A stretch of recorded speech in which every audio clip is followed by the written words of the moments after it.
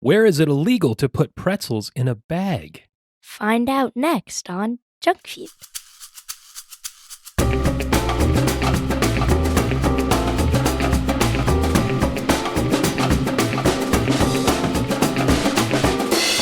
Oh, yeah. Welcome to Junk Feud, the podcast about junk food, where we rate and review mystery treats to determine which one will be the undisputed champion of snacks. I'm your host, Mike. Alongside me, as always, Alyssa. Hey, Dad. Hey, Liz. What did the fisherman say to the magician when he was playing a card trick? What did the fisherman say to the magician when he was playing a card trick? Mm-hmm. Oh, it's not go fish, is it?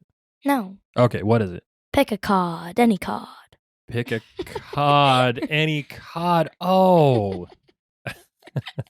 Because a cod is a fish. Yeah. And he was a fish. Yeah. He's a fisherman. All right, that's not bad. Yeah. I don't mind that at all. That was a dad joke, a joke you tell to your dad. If you'd like to submit a dad joke for Alyssa to tell me on the show, you can send it in to us via Twitter at JunkFeudPod or via email to junkfeudpod@gmail.com. Liz. What? Welcome back once again to the world's yeetest podcast. Yep. Guess what else? What? Welcome back to Jawnuary, our celebration of all things Wawa. Mm-hmm. Liz, this is the end of Jawnuary. This is the finale episode of our special month-long tribute to Wawa. I'm so sad. What was your favorite part so far? Peach iced tea. Peach iced tea, yeah. Peach iced tea was surprisingly good. I'm really glad that you took to that. That makes me happy. Yeah. You know what else makes me happy? What? It has been like unseasonably warm this month for January. Yeah. We had that polar vortex thing that froze everything around us just before Christmas, but after that, like a week after, it got up into the 60s. Mm-hmm. It's always nice when you can go outside in January, like when it's actually nice enough to be outside. You can play with all your new Christmas toys. That was like the great irony of Christmas. And getting a bicycle as a Christmas present when I was a kid was you had to wait like months to go out and actually ride it. Well, we don't get bikes for Christmas because we already got a bike. Well, yes. I mean, like traditionally, a bicycle is a type of present that a small child might get for Christmas. And it's like the big reveal on Christmas morning was that they asked Santa Claus for a bike and it was under the tree. Oh. And then you have to wait until like March or April for it to warm up and thaw out to go outside and ride the bike. Well, this year we don't have to wait for a bike. This year we have to wait for a pool. Yeah, for sure. Well, you definitely are not going to be outside in a pool in January. You know what you did do? The warm weather did not stop you from partaking in some winter sports. You went skiing, Liz. Oh, yeah. How was it? It was weird. Really?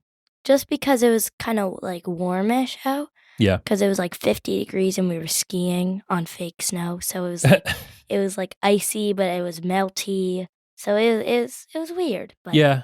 It was fun. I remember when your mom used to go snowboarding in college, sometimes we would go up there and we would see the other snowboarders out on warmer days and they would just be in like jeans and a t-shirt on the slopes.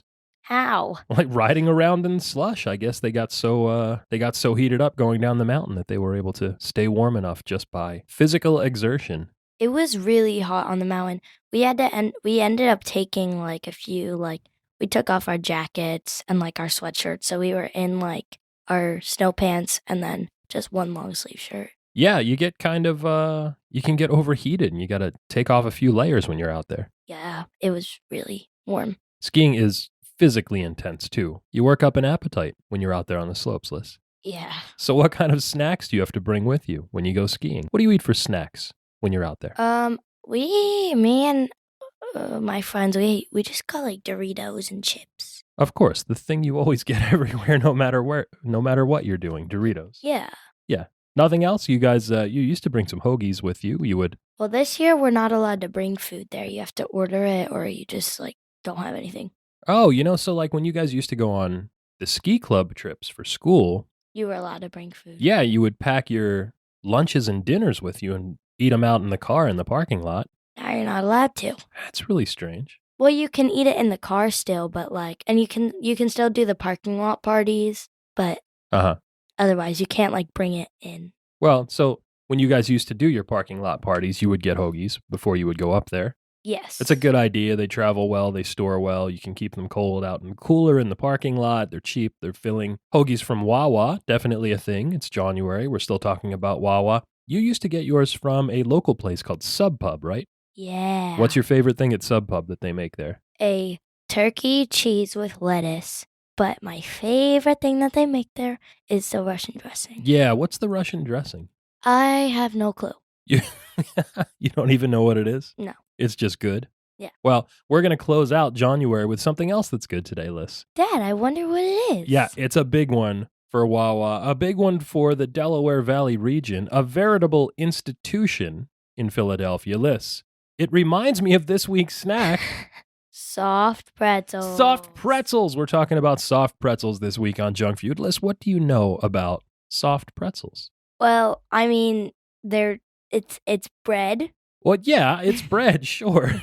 I mean, aren't they just a pretzel is just bread, right? Or is it something different? It's salty logs. Salty logs.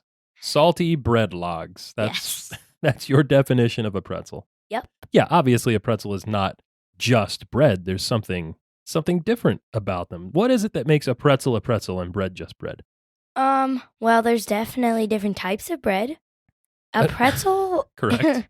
A pretzel is like twisted bread. Yeah, they're definitely twisted. You know what else happens to a pretzel is? What? Before it's baked, a pretzel is boiled, kind of like the same way that a bagel is.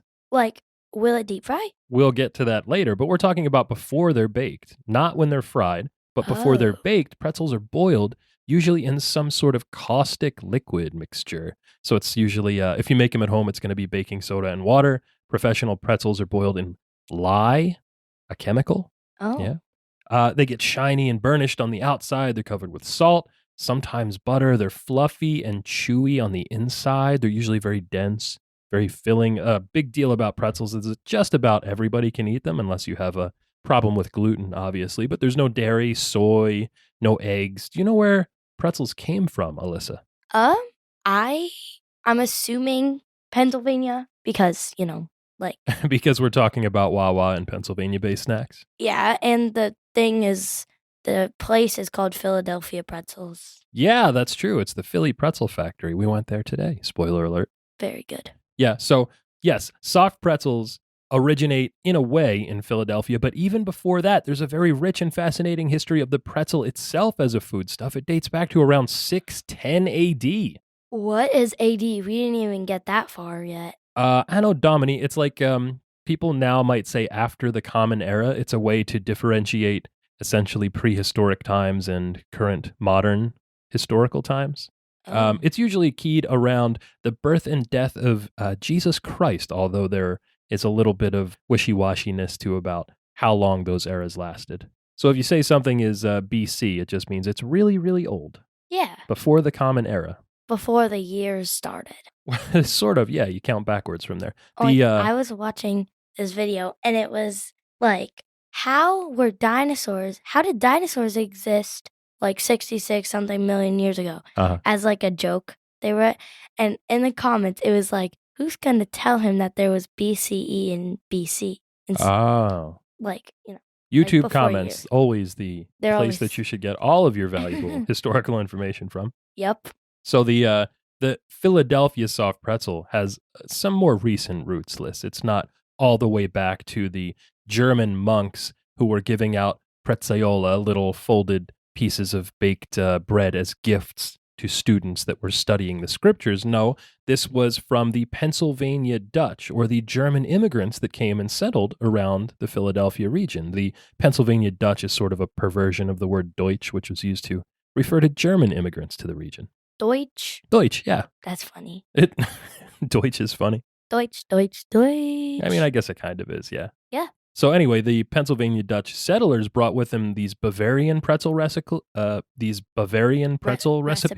Yes, thank you. They were called Bavarian pretzel recipes. They were called Laugenbretzels. They were dark and crispy on the outside, and they were soft and chewy on the inside. And that's where that snack got the characteristic color and flavor and texture that it gets from the application of the wet lye that we just talked about. That was a lot. That was a lot, wasn't it? Yeah. Here's an interesting thing I learned. I thought that, like the hard and crunchy pretzels that you eat, like the little thin crispy ones, I thought that those came first, and the Philadelphia soft pretzel was sort of like a more recent innovation. But it turns out, and we'll talk about this when we do crunchy pretzels in an episode someday, it seems like all pretzels initially were soft pretzels. They were like baked bread products.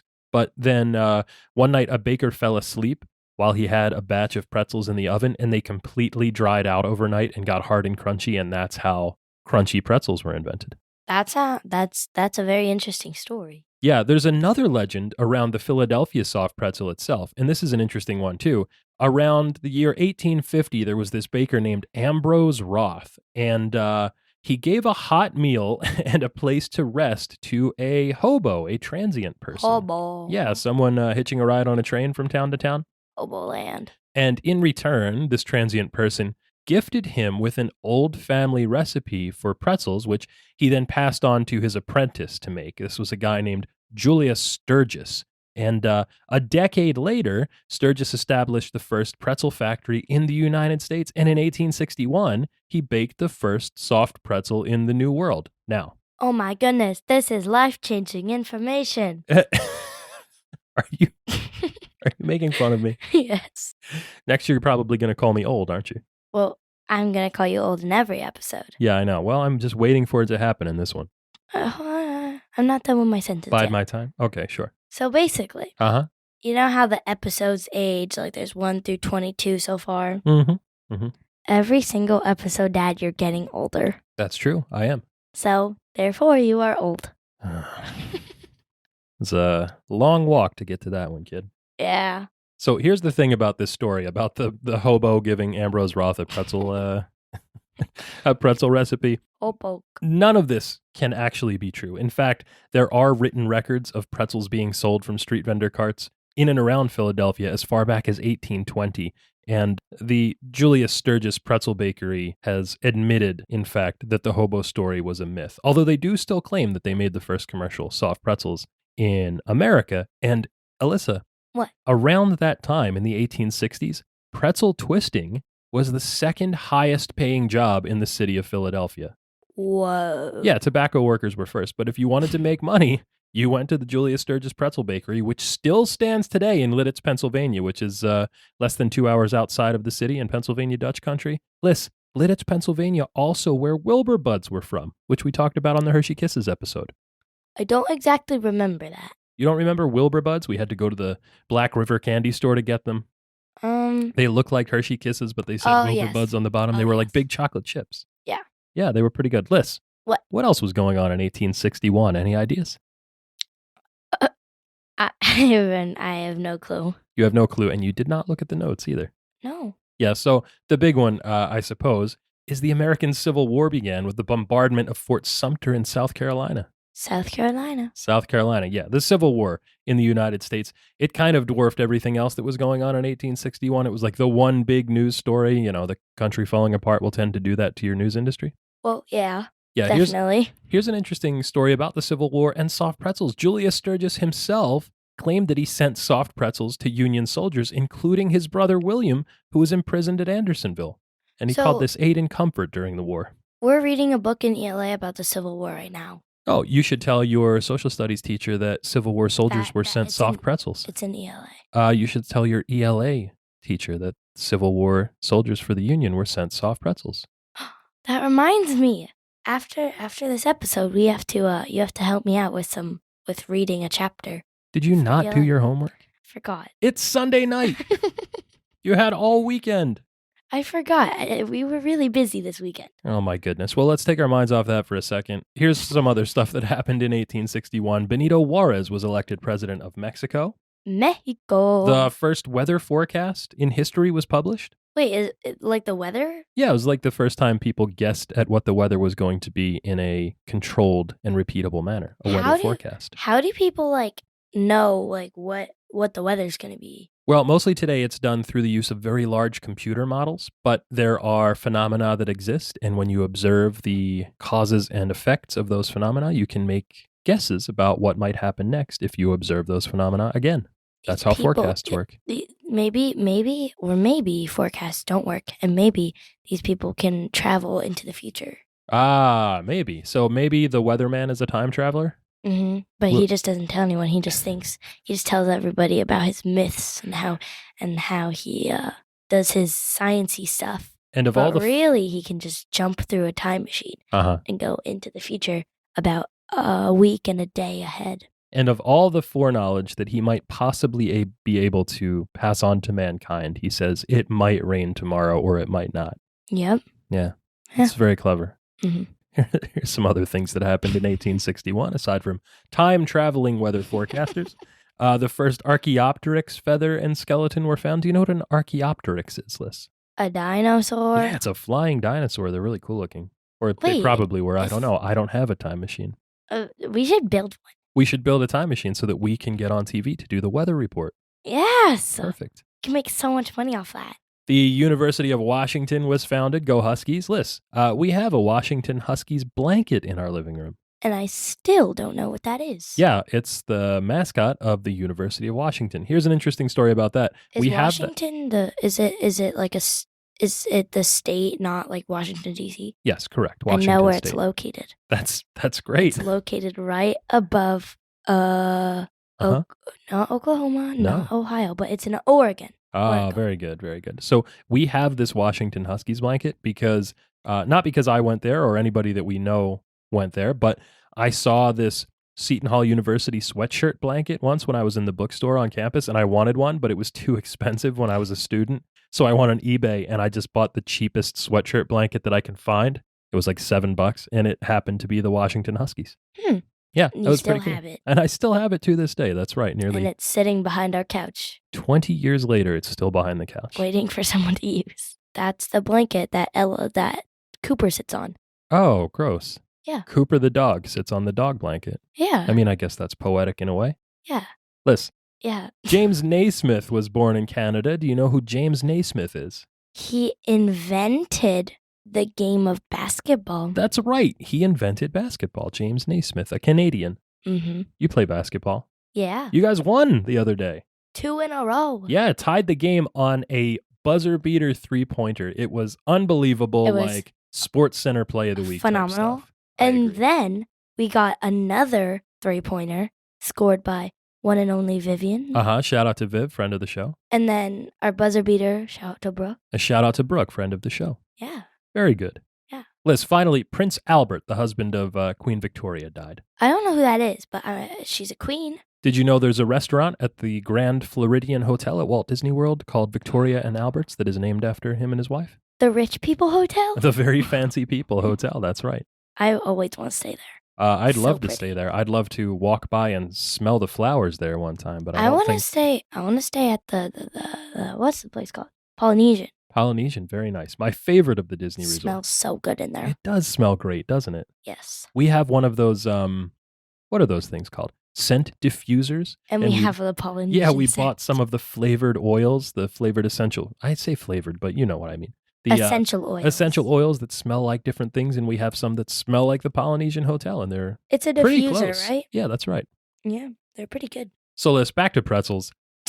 You might have seen soft pretzels in grocery stores. There are lots of those frozen grocery store brands. Super Pretzel, probably the best well-known. They have really good branding, but overall they're pretty weakly flavored, and if you don't bake them right or follow the directions exactly, the salt doesn't even stick to them. So this is like the absolute lowest common denominator soft pretzel, I would say. Oh, I did not like learning about common denominators. Oh my gosh. I really did not. Well, then you feel about lowest common denominators the way that I feel about grocery store brand soft pretzels, which are not anything like a Philadelphia soft pretzel. This is like the junk you would get in the little rotating spinning thing in a bowling alley or a skating rink. Unfortunately, if you are not located in the Delaware Valley or someplace nearby, this is what you might get unless you make your own soft pretzels. You have to make your own in Delaware? No, you don't have to make your own soft pretzels in Delaware, but if you live too far away from Philadelphia where you can reliably get soft pretzels, you might have to make your own. And they are, in fact, surprisingly easy to make at home. Really? Yeah, both Grandpa and Uncle Matt make soft pretzels, and they both do a pretty good job as well. I've only had Uncle Matt's, but they're really good. Yeah, well, they both use the same recipe. They make them in all sorts of fun shapes. This is an Alton Brown recipe. He's pretty much like the modern patron saint of home cooks, I would say. Wow. Yeah, just a few weeks ago when we were down visiting with Uncle Matt and Grandpa, Uncle Matt made some soft pretzels for us, and he made them in spirals and twists and braids and all sorts of fun stuff. Yeah. My favorite was like the cinnamon roll twist one. Yeah, those were fun, weren't they? Yeah. Liz, there are sort of like two kinds of Philadelphia soft pretzels overall. There is a loopy kind of pretzel, like a traditional twist. If you think of the shape of a pretzel, that's sort of like the looped pretzel.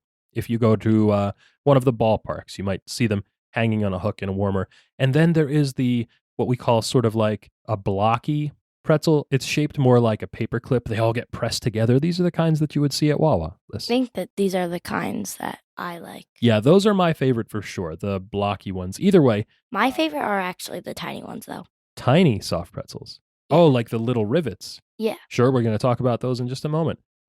Whichever way you get soft pretzels, whichever form factor they're in, they're best hot and fresh. And in fact, the little knot in the middle of the blocky pretzels where they're twisted together, that is the best part. It's like the filet mignon of the pretzel. The filet mignon. Yeah, the filet of the pretzel is that little knot in the middle. It's all warm and squishy inside. It's got big globs of salt on the outside of it. And the soft pretzel itself is, like I said earlier, an indelible part of Philadelphia culinary culture. What? Can you repeat that, please? I can. It's an indelible part of Philadelphia culinary culture. Culinary culture. Alliteration. Yeah, that's right. Hey, you learned alliteration from the last episode. Great job. Good callback. That's going to be a runner for us, I think. I think I'm starting to get smarter, Dad. I believe it. I see it every day in you. Thank you. Just like how I see you're getting older. I knew you were going to say that. I could feel it coming. I knew it was coming, and I walked right into it, didn't I? Yeah. Liz. What?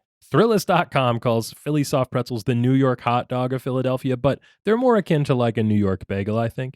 And did you know this, Alyssa? People from the Philadelphia region eat 12 times as many pretzels overall as the average American. Really? Yeah, like if an American person, like your bog standard Midwestern flyover statey, was eating like one pretzel every week, that means Philadelphia people are eating 12 every week. Dad, this just reminds me of pretzels. So in guitar, we're learning the song Hot Cross Buns. So that just reminded me of it. Well, instead of hot cross buns, you can play hot soft pretzels. Hot soft pretzels. Hot soft pretzels. I would have to get a different note than buns, though. Yeah, there's a few more syllables there, I think. Yeah. There was Liz, speaking of hot soft pretzels, there was a Philadelphia comedian whose name was David Brenner, and when he wrote his memoir, like his autobiography, he called it Soft Pretzels with Mustard, because he was from the Philadelphia area. I do not like mustard on my pretzels. Well, I think you would be in the minority there, which we'll talk about shortly. Liz. Minority. That's a fun word. That is another fun word, isn't it? Yeah. We're saying a lot of fun words today. Yeah. Here's a bunch of fun words all together in a sentence. In the Philadelphia Evening Bulletin in 1965, the author James Smart said, "The Pennsylvania Dutch may have brought the pretzel here, but it was Philadelphia who civilized it and made it into a household pet. Every street corner of any importance in Philadelphia has its own resident pretzel vendor." I want a household pet. We do. We have Chase. True. Shout out to Chase. Yeah. Host of the hit show Health Feud. Yeah, which is not out yet, but... That's right. Someday soon, though. Maybe. Just like Ella and Alyssa's Candlecast. That's right. Your New Year's resolution. Yeah, and this is going to be so hard. We make up a lot of goals and then they don't get finished. But listen, I can assure you this one might be coming. I believe in you guys. You can do it. Yes. You're going to have to help us out a bit, though. Oh, for sure. No problem at all. We already have a setup here for recording. I only have... Oh, wait. I was about to say I only have 2 candles, but that closet downstairs is full of them. Yeah, we've got plenty to get you started. Okay. Liz, speaking of getting started and speaking of street corners of any importance in Philadelphia having their own resident pretzel vendors, like James Smart said in the Philadelphia Evening the Philadelphia Evening Bulletin. Some of the best soft pretzel spots in the world are obviously in Philadelphia. They are the Center City Soft Pretzel Company, which is located in the Italian Market section, down by where Gino's and Pat's are, the cheesesteak eateries. Mm. The Philadelphia Soft Pretzels Incorporated Company, which started in the Frankfurt section of Philadelphia, and Liz, was so prominent that NASA itself took some of their soft pretzels to space in 1996 on the space shuttle Columbia. Yeah, Philadelphia. Princess Columbia. No, not Princess Columbia. The space shuttle Columbia. No, I know, but like, who is Princess Columbia? Or like Columbia's princess, or like whatever they do at those pretty people talent shows. What? What's it called? A pretty people talent show? I don't know. You mean like Miss Columbia, like yes. the Miss. Miss Universe contest. Yeah. Yes, the pretty people talent shows. What are they called? No, I mean that's accurate. Sure, they're called pageants. That's what I want. But I think A pretty beauty people pageant. talent shows is a bit of a better name. Well, yes. So Liz, Philadelphia Soft Pretzels Incorporated, the pretzels that went to space, they still, to this day, as far as I understand, hand twist their pretzels. Really? Yeah, all their workers go in, the twisters, they start at 4 o'clock in the morning, and everyone is expected to hand twist 23 pretzels per minute per worker. Wow. Yeah. And then there's, of course, the Federal Pretzel Baking Company. That was the inventor of an automated process that formed those blocky paperclip style tear apart pretzels. And at the time they invented those pretzels, the pretzels were still twisted by hand. But now there's a machine that twists pretzels. It was invented in 1947 in nearby Reading, Pennsylvania. That's where Grandpa's family's from. Wow. That machine could twist 250 pretzels per minute, more than 10 times what the hand twist workers were twisting. Wow. Liz, do you know what the world record for human pretzel twisting is? I didn't know it before I read the notes, but now I do. Yeah, what is it? The world record for human pretzel twisting belongs to Helen Hoff, who could twist 57 pretzels per minute. Wow, great read, kid. That's like almost one per second. Yes, it's Less really, than really one per good. second. Wow. Yeah, that's a lot of twists and really, really fast. Yeah. Now, if you are not in Center City or the nearby environs and you're in a pinch, you can also go to the place we went to today, which is the Philly Pretzel Factory. It's not as old. Some would argue it's not as authentic, although it was started by two guys from Philadelphia. But it does have about 200 locations around the country, including one that's near us. So there is a better chance that you can get a pretzel no matter where you are in the country if you go to the Philly Pretzel Factory, even if you're as far west as Arizona. Wow. Yeah. The Arizona people only recently got their Philly Pretzel Factory, but if you're from the region, you probably have a lot of memories tied to soft pretzels, as I do from growing up in the Philadelphia area. Liz, here's one that a lot of people share now, and it's pretzel buns. What is that? Have you ever had a pretzel bun? It's like a sandwich bun, a hamburger bun, except it's made out of a pretzel. I've never had that, but I've had a pretzel hot dog. Yeah, pretzel hot dog for sure. Pretzel dog. There are a lot of fast food eateries or fast casual eateries that will bring pretzel buns in for limited time engagements. I'm thinking of Wendy's in particular has had some limited time only pretzel bun varieties. I would say they're okay once in a while. The bread is like super substantial and very filling, so it's sort of like a sometimes snack for me. Oh.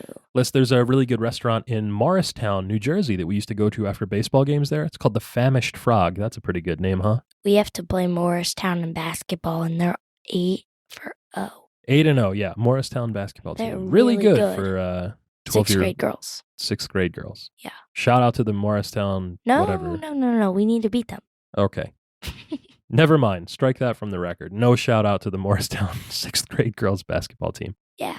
Anyway, the Famished Frog over there, they have a pretzel burger with cheese and bacon and onions and Thousand Island dressing, similar to the Russian dressing that you get on your hoagies. It's really good. That just sounds like the fries, like the loaded fries. Yeah, it's all the same stuff you would expect to get on loaded fries. Oh, like if you went to In-N-Out Burger, for example, and you got the animal-style fries that has cheese and onions and the spread, they call it there, which is very similar to a Thousand Island dressing, all heaped on top of their French fries. Wow. Yeah. Do you want to hear my hot take of the day, Liz? I don't know. Do I? I would. It's actually not that controversial, but I don't like In-N-Out fries. I don't think they're very good. I've never even had In-N-Out, so. Yeah, I'm not sure you've been far west enough to have ever had In-N-Out. What is far west enough? It's like California? Yeah, it's a California-based chain. I think the furthest one east is around Dallas, Texas. We're going. We will go there someday.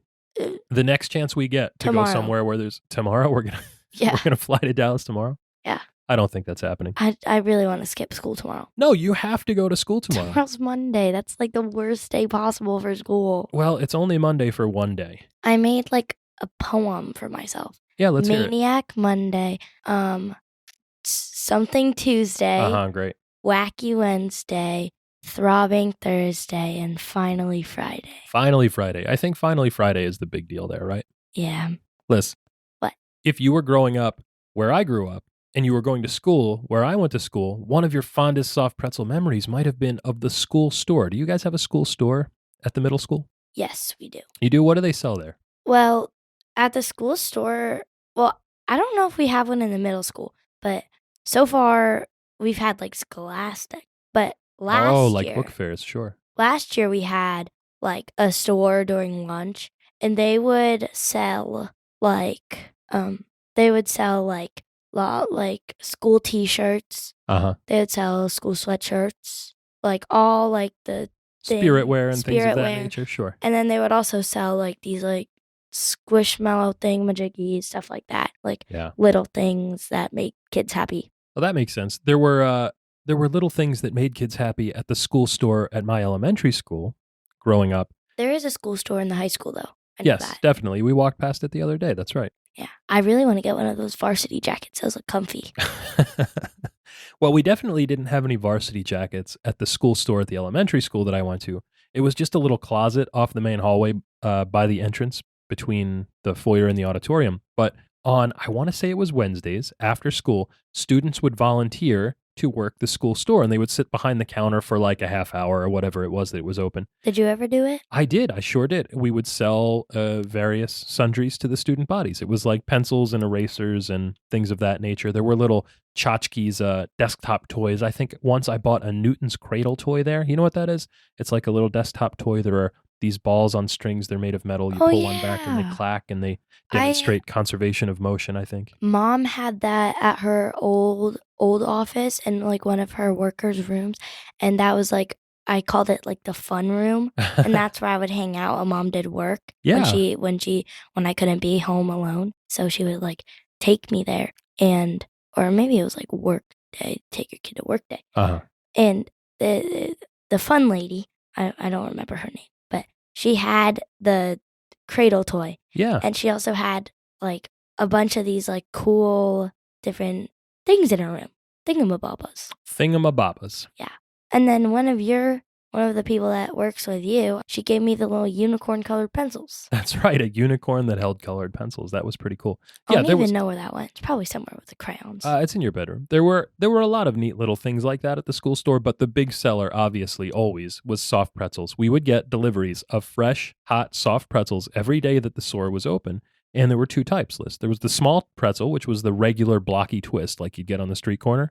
More on that later. Those were like, I don't know, a quarter, maybe 35 cents, something like that. And then there were large pretzels, which were the long braided sticks, and those were 60 cents. That was a big deal if you could scrounge up 60 cents to get a large pretzel. And of course, there was mustard too. I didn't like mustard at the time, so I didn't eat it. But if you were fortunate enough to be able to buy a large pretzel after school and to be able to walk home from school munching on that thing all the way home, that was like the best day of the school week for sure. Wow. Yeah.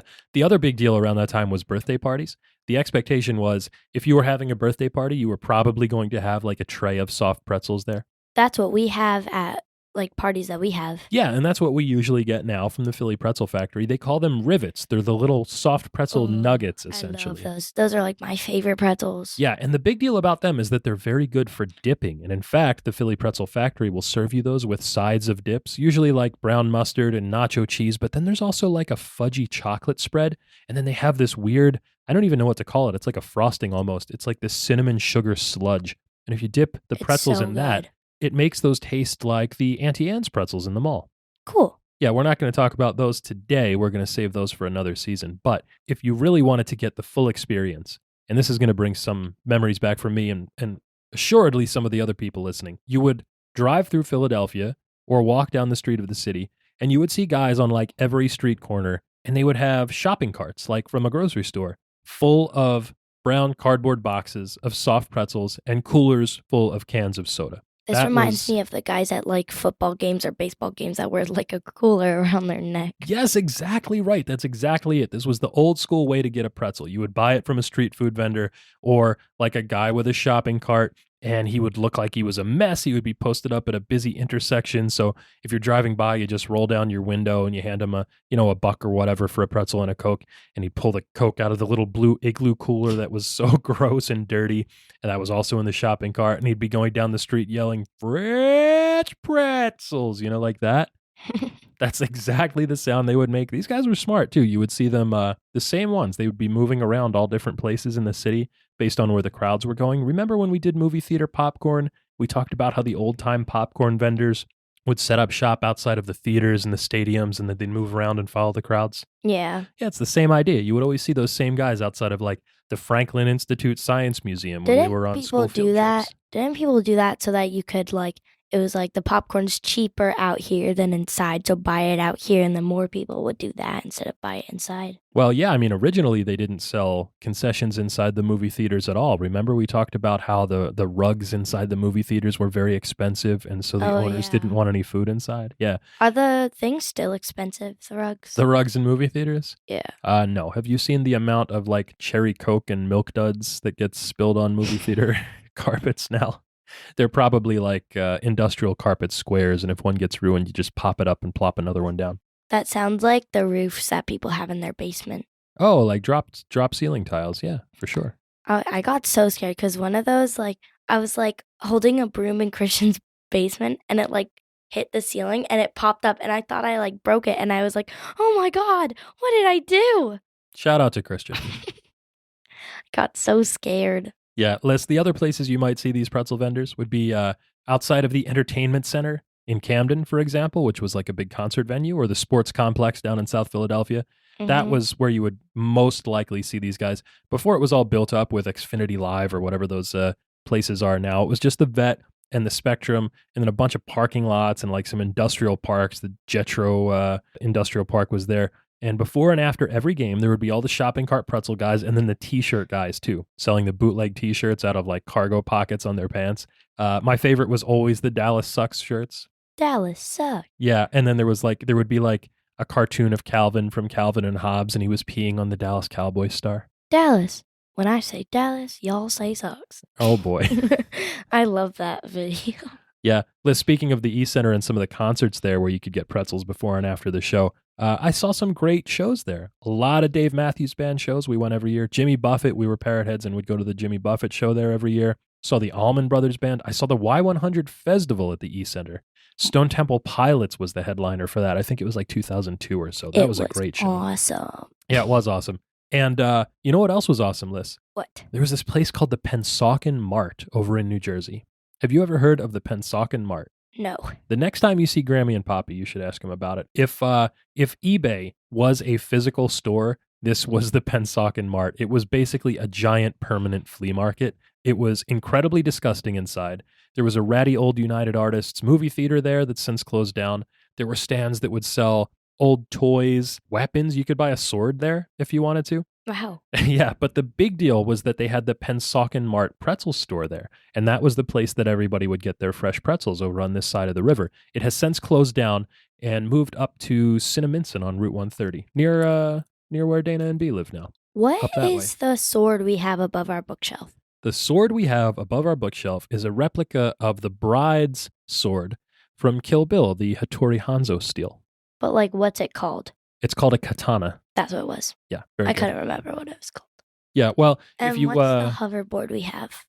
Like it's like a fake hoverboard. We have a replica of Marty McFly's hoverboard from Back to the Future 2. But it's pink. It is pink. He had a pink one. Well, he borrowed it from some children. Oh. Yeah.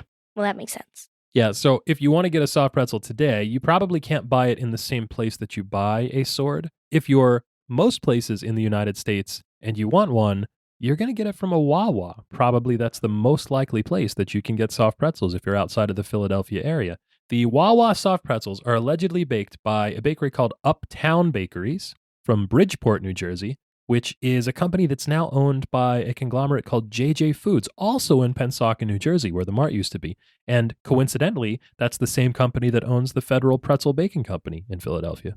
Wow. Now, surprisingly, Wawa pretzels don't really have a great reputation, Liz, especially not in Philadelphia, where it's easy to get world-class pretzels. But there is this strange notion that if you like Wawa pretzels instead of some like local place like Federal, that you're not a real Philadelphian. Oh. Yeah, but if you're in Florida, it's like your only option, really. Yeah. Here's a weird thing. Philadelphia Magazine in 2022 said that they were the worst snack that you can get at Wawa.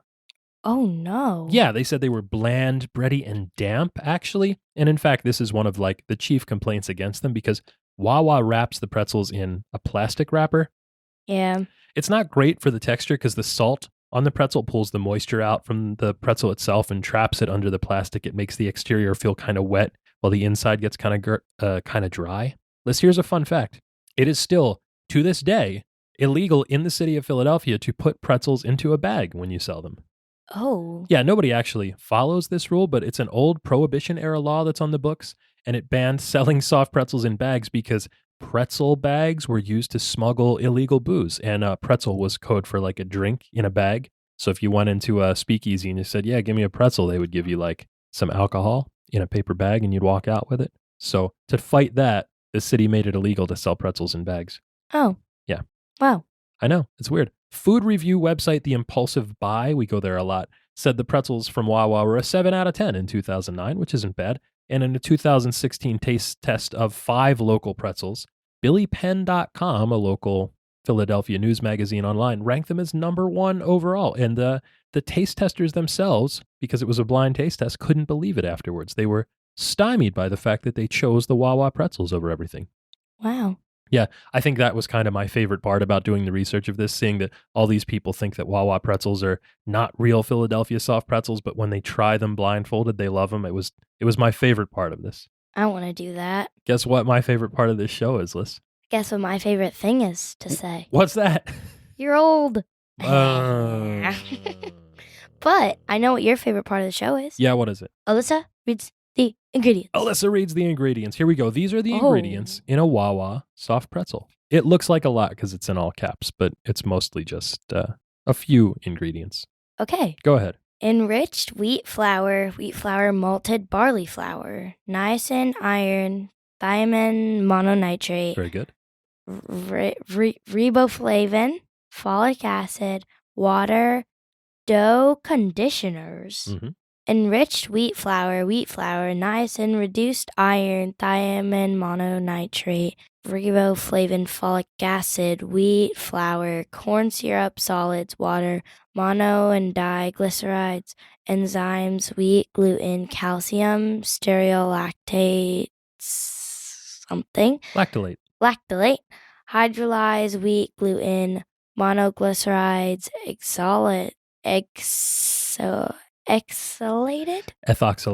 ethoxylated mono and diglycerides, calcium sulfate, salt, preservatives, phosphoric acid, sodium phosphate, propionate, soy oil, polysorbate 60, salt, vegetable shortening, palm oil, soybean oil, yeast, bicarbonates, and carbonates of soda. Liz, that was really good. You did a lot of those like right on, spot on the first time. I try. So there's a lot of stuff in these Wawa soft pretzels. There are a few ingredients in there that we should call out. And the first one, I think, which we're going to see in the taste test, is that these have corn syrup solids in them, which is a type of sugar. So they might be a little sweeter than we would expect.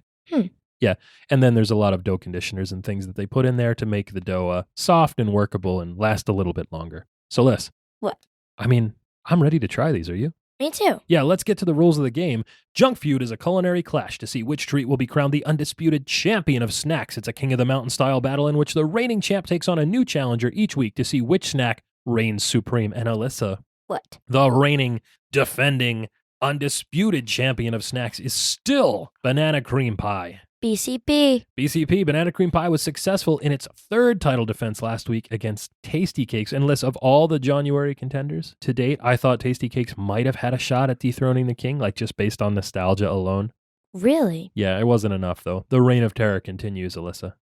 And today, it will continue with Wawa soft pretzels because that is our challenger. We are going to try Wawa soft pretzels. They come in single and 2-packs. I got a 2-pack because there's 2 of us. Yeah. And also because I like the really soft spots on the edges where they've been baked together. That's kind of nice. And of course, we have an additional challenger today because for comparison's sake, we have fresh, soft pretzels from the Philly Pretzel Factory, which is a chain that has an outpost near us. Yep. And you got some nacho cheese dip for your pretzel. Yeah, because that's like, you can't have a pretzel without a dip. I mean, I think that's sacrilegious, but to reach his own, as your mother would say. Yes.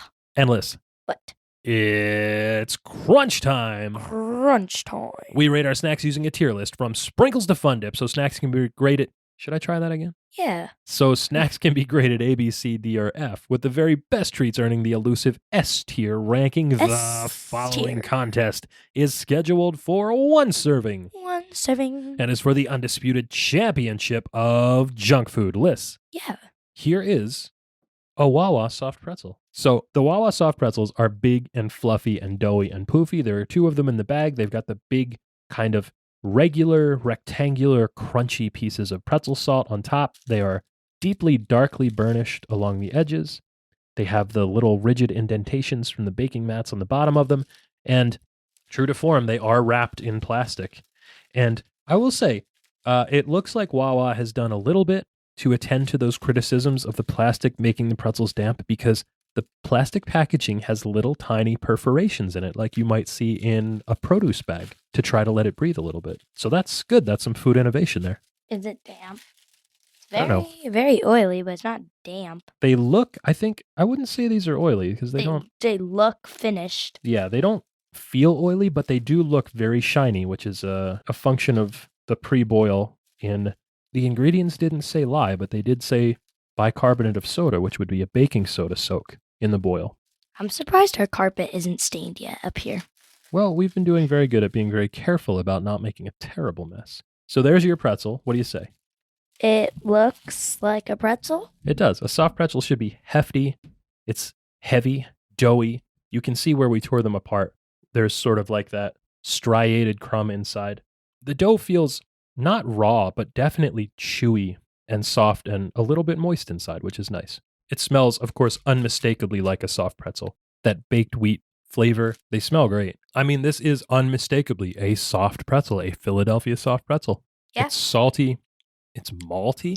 There's a little bit of that yeasty fermented flavor to it, obviously. That's wonderful. It's super chewy. The crust, the shell, the outside, even though it's deep and dark, is not like hard or crunchy. It yields when you bite into it, which is exactly what you want. I will say that it does look like there are a few places, at least on mine, where some of the moisture must have been drawn out of the pretzel because some of the salt has melted into the pretzel exterior a little bit. That's kind of undesirable, but it's not bad. And there is definitely a sweetness to this. Yeah. Like, this is, among all the soft pretzels that I've had in my life, the Wawa soft pretzels are by far the most, I don't know, cakey, I guess I would say. They're definitely sweeter than most other soft pretzels. I do wish I had some mustard. Most people eat soft pretzels with mustard. I don't. You know what's funny about that? What? I didn't eat mustard with my soft pretzels until high school because I didn't really like mustard at all. It was a little bit too, it was like a little bit too much for me. I didn't have a very refined palate. But at high school lunches, we would often get soft pretzels, and they were not very good. They were like grocery store type pretzels. There was no salt on them at all, but I needed all the energy I could muster for an entire day. I usually had early lunch period, which means I was eating lunch at like 9:55 a.m., I think, on most days. And I had to make it through. That's what time we get to school at. Yeah, I had to make it through the entire day and then all of usually baseball practice or a game afterwards without anything to eat but what they served us for lunch at school, which was like 4 chicken nuggets and a little container of this very syrupy, very sugary barbecue sauce and a chocolate milk and then a soft pretzel on the side. So in order to get like as many calories as I possibly could, I had to start eating the mustard because it had like an extra 5 calories in it. Dada, you know what? What? I think school lunches have upgraded. Oh, certainly, since I was in school, for sure. Because now they serve us like this orange chicken type of lunch. So there's like orange chicken, really? There's seasoned rice. Yeah. That gets put on the bottom with like a drizzle of some like seasoned sauce. And then on top there's like this orange chicken. And then on the side, there's like the like either sweet potato fries or like green beans. They're not bad. That's remarkable. That would have been by far like the fanciest school lunch I'd ever had growing up. What are your initial thoughts on the Wawa brand soft pretzel? I'll give it like Well, let's hold off on your letter score. Let's hold off on your tier ranking until we get to it was fine. The Philly Soft Pretzel Factory pretzels. So here's a Philly Pretzel Factory pretzel. If you look at it, it's a little bit longer. The loops are a little bit thinner than the Wawa pretzel. The Wawa pretzel is like more stout. It's a thicker, breadier pretzel. This looks a little bit more like what you might get from a street vendor. Oh, I forgot how spicy their nacho cheese was. Oh, you're already Oh, dunking in the nacho cheese. And I see you've done what your brother does, which is you've just picked off the top of the pretzel where all the salt is instead of eating all the way through. well, that was just how I ripped it. So I'm just going to take a bite of this straight up. Other than that, it's a little bit lighter in color than the Wawa pretzel. That could be because it has less sugar in it, I would imagine. And also, like, the outside is like hard and crispy, but the inside's really soft and fluffy. Yeah, the outside, sorry, I'm talking with my mouth full here. The outside of this pretzel is a little bit more substantial. It's a little bit harder and crispier, which I don't think there's anything wrong about either one of these approaches. They're both valid. There is a slightly yeastier taste. The like I said, the Wawa soft pretzel was a little bit maltier, a little bit sweeter from the corn syrup solids, probably. I would say I like the Philly Pretzel Factor more because there's definitely more salt and Definitely more salt on the Philly Pretzel Factory pretzel. it's really good. But I would give the Wawa maybe like C plus B minus. Okay. And then Philly pretzel thing, I would give maybe like a B plus. So B plus for Philly Pretzel Factory, C plus B minus. Let's just round up to a B minus for Wawa. Yeah, I think it's interesting. We've kind of done the soft pretzel a disservice here. We didn't really let it put its best foot forward because the Philly Pretzel Factory pretzels are good. They are a good, authentic Philadelphia soft pretzel. The Wawa soft pretzels are as well, but they have enough of a mass production twist on them that you're not really getting the complete experience. And here I sound like one of those jerks that said, oh, if you like the Wawa pretzels, you're not a real Philadelphian or whatever. But I think they're both good. I think they both have their place. If I'm faced with my only option being a Wawa soft pretzel, I'm taking it 10 out of 10 times. That's not a problem at all. But if I can get down to like a Center City Pretzel Company pretzel or a Federal pretzel, I'm definitely going to have one of those too. And I'm never going to be led astray by any of these. So I would say, I think like a B for the Wawa soft pretzel, a B plus for the Philly Pretzel Factory pretzel from me. Slightly higher ratings than you, but that's, I think, because I have, again, the rose-colored glasses of nostalgia here clouding my objectivity, my judgment. Yeah. Yeah. But either way, these are really good. I mean, I love soft pretzels. When people say, have your daily bread, for someone who grew up where I did and how I did, a soft pretzel was your daily bread. Wow. Yeah. So what do you think? Let's hit the bliss point. We gave it our scores. Definitely sugar. Final thoughts. Do you Definitely think? salt. Yeah, definitely sugar and salt. There's surprisingly not a lot of fat in pretzels. They're pretty decent for that. Although the Wawa pretzels did have some shortening that was added to them. Yeah. Yeah. What do you think though? How does it fare against banana cream pie, Alyssa? Well, I have my vote. Okay, let's hear it. I think banana cream pie Yeah, of can't course, be beat. of course, banana cream pie is not going to be beat by a Wawa soft pretzel. What were we even thinking? Well, I mean, we had to have something against it. That's true. It's the month of Jawnuary, so we had to do Wawa. I would say Jawnuary was a success, and we're going to bring it back again next year. Next year, after the new year, will be Jawnuary 2. Jawnuary 2. Jawnuary 2. Yeah. That's right. But for right now, Liz, our winner And still reigning, defending, undisputed champion of junk food, banana cream pie. Banana cream pie. Liz, we have a good challenger for it next week as well. Paella? Oh, yes. I'm sorry, were you saying paella? Yeah, that came to mind when he said pie. Pie and paella. What is Sure. that? What does paella mean? Paella is a seafood and rice dish. Oh, paella. That's so fun. It's from Liv and Maddie. That is fun to say, isn't it? Yeah. You know what else is fun, Liz? The Oreo rule. The Oreo rule. And in fact, Alyssa, we have a new entrant for the Oreo rule this week, and I'm very excited about this. I'm so excited too. I've been waiting so long to try these. You have been waiting patiently for this because I wanna these were open in them. your Christmas stocking. These are Oreo snowballs, Alyssa. Yeah. There's a package of 4. I don't even know what to call them. It says that they're enlarged for detail. Enlarged to But show texture, sure. they They pretty look, big. They look pretty big. I mean, I'll say these look to be chocolate candies, maybe, with an Oreo cookies and cream filling. They are wrapped as if they are truffles in some really beautiful blue and silver snowflake embellished foil here. The little plastic carton that they come in has a snowflake on the top, and this is about Closes too. Look. it opens and closes well. This is nice packaging, I'll say. These are there's 4 in a pack. They're rich. I looked these up after I saw that you got them from Santa Claus. You can buy these also. They are not just made at the North Pole. If you want to pick up a pack of these on Amazon. They're like $13 for 4. I think that's a little bit overpriced. I feel like you're getting gouged there, but They do not look enlarged to size. no, These, first honestly, impression, these are look huge. This is like the size of a golf ball. There's Mm. snowflakes all over, molded into the chocolate. I They feel look it, like like, there's a melting seam in down my the hand middle. now. Yeah, there's a little bit of the chocolate is a little bit almost melty, which is weird because they're not warm. It's kind of chilly I'm in this going room. in. And you are wasting no time. Okay, like this way. Wow, that looks great. I'm going to try a bite too. These are really good. Liz, these are a home run. They're really good. So the inside is like a cookies and cream filling. Yeah, it's like Oreo cream, like a softer Oreo cream with little chunks of crushed up Oreo cookie inside. And then the outside, it just tastes like a Hershey Kiss. Yeah, the shell is just pure milk chocolate. This is a great application of the Oreo flavor profile and brand, I will say. This is good stuff. I'm going to eat this whole thing, I think. Me too. Wow, that's great. That's a big win, Liz. I'm super happy about this. Me too. I mean, it's not going to take down banana cream pie, but It's good. what a good find here. I'm impressed by these. So yeah, big ups for Oreo snowballs. This is a pleasant surprise. I didn't even know these things existed. I don't think I can eat more than one of these a week. This is very rich, but still. Did you know that physically your jaw can't bite down because it bites up? So when someone says bite down on something, you're technically biting up on it. Wow. I'd never heard that before. I guess it makes sense.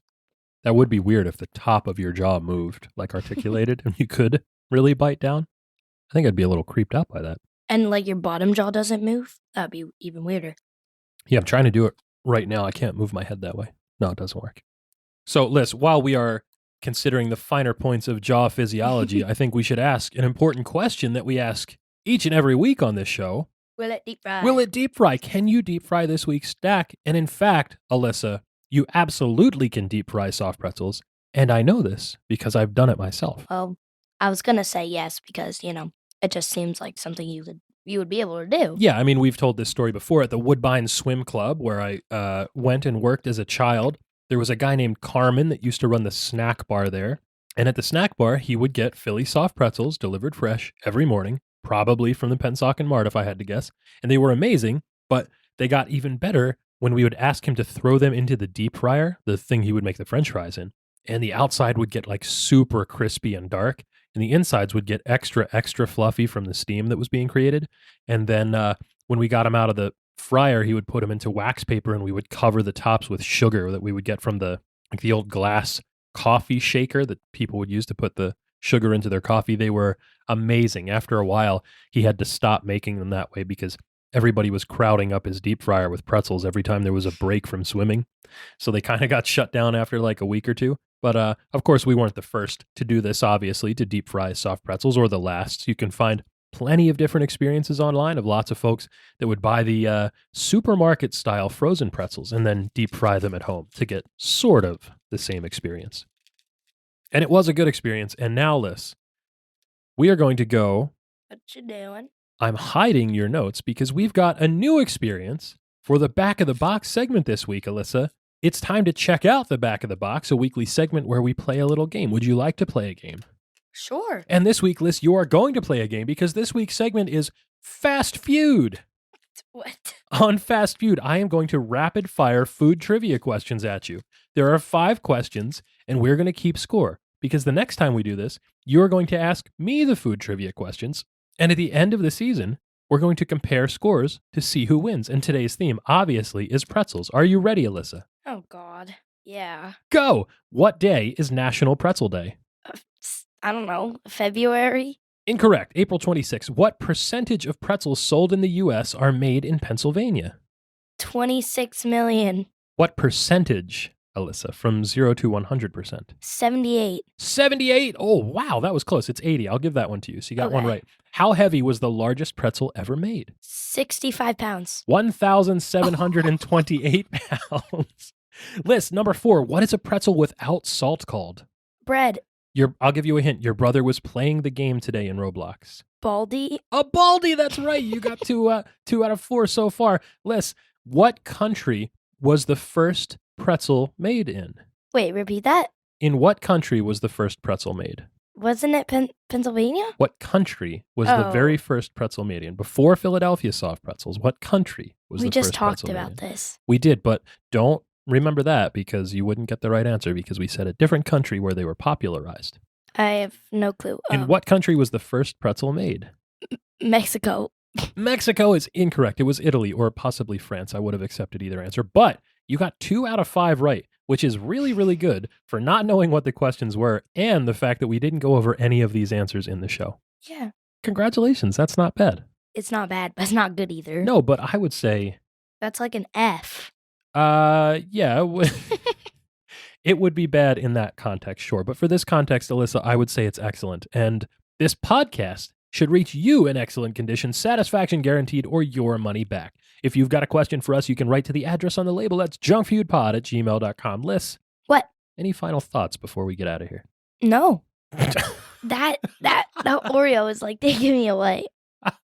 The Oreo is taking you away. Yeah. Well, we're going to take ourselves away here. This podcast has contained your recommended daily allowance of fun. For more, go to Twitter, Instagram, TikTok, or wherever you choose to be social and find us at Junk Feud Pod. You can stream with us on Twitch, watch fun-sized snack reviews on YouTube, buy merch on TeePublic, and find us on Patreon at Junk Feud Pod for exclusive bites. And don't forget to catch all the snaction each and every week wherever you listen to podcasts. Until we see you again, for Alyssa, I'm Mike. Ha, stuff is on ya. Don't get any on ya. Bye. Rich pretzels. Oh, yeah.